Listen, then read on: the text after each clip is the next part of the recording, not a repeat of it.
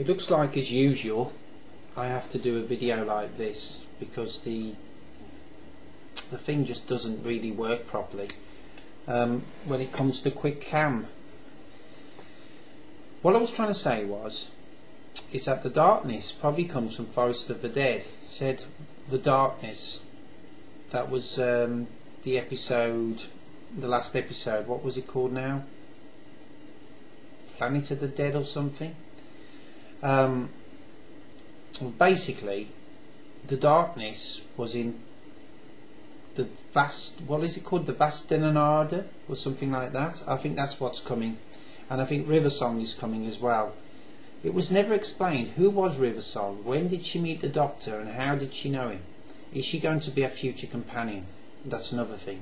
There's meant to be 4 things for the War of the Masters. The Celestial Toymaker might make an appearance. The Celestial Toymaker actually could manipulate universes. I don't remember the Meddling Monk being able to manipulate universes. In fact, in the one I saw, which was the Time Meddler, I think it was called, the Meddling Monk was basically stranded the last time I saw it, because William Hartnell's Doctor, he actually, the first Doctor, he changed the dimension control so that he couldn't get in there and control his TARDIS. So that's one thing to think about. The second thing to think about is, I believe that bringing Rose back in Series 4 was absolutely stupid. Rose should have died a death gracefully. It was absolutely poignant at the end. I think it was Army of Ghosts or something like that. I've forgotten which, because there was a 2-parter, wasn't there, in the end of season 2, that David Tennant was in the TARDIS and he projected himself and he said, "You can't touch me, you still can't touch me, it's still just an image," and cried and said, "Oh, I love you," and then he said, "And if there's only one thing else to say, when all is said and done," something like that. And then it went back and then it showed Donna appear in the TARDIS, and then a bit of comedy at the end. That should have been left. Bringing Rose back, Billie Piper couldn't act Rose. She obviously hadn't watched the tapes. She suddenly didn't seem to know how to play Rose properly, and I don't think she looked as good as she did when we first saw her. She looked young, and she seems to have aged. And I don't mean, probably taken its toll on her, because I know that she's had a baby. Well, she had 1 or 2 now, but she had a baby. But that's another thing. So, how are they going to bring the Master back?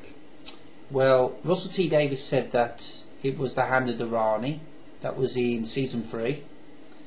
And also, the ring does shimmer. And I don't care what people say. They can look at it and they can say it was a trick of light. It doesn't happen twice. And with decent directors like Graham Harper, it doesn't happen at all.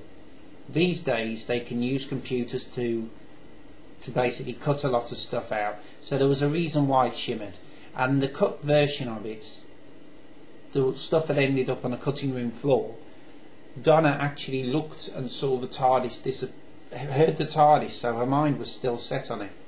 I don't think that Donna's mind is white, and I think that she comes back and something makes her realise, and she comes back.